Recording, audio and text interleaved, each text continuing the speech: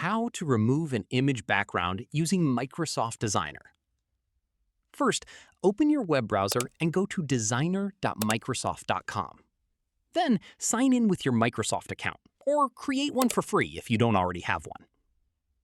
Once you're on the home page, click Edit Image or Upload Image.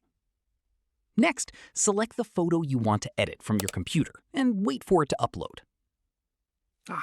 After your image opens in the editor, click Remove Background from the editing toolbar. Microsoft Designer will automatically detect the subject and remove the background in just a few seconds. If needed, use the Erase or Restore brush to fine-tune the selection and fix any areas that weren't detected correctly. Once you're happy with the result, you can leave the background transparent or add a new color, gradient, or custom background image. Finally, click Save and Copy, and choose PNG if you want to keep the transparent background. Then download the image to your computer. That's it!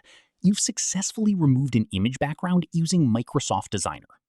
If this tutorial helped, don't forget to like this video, subscribe, and hit the notification bell for more AI tutorials, photo editing tips, and easy tech guides.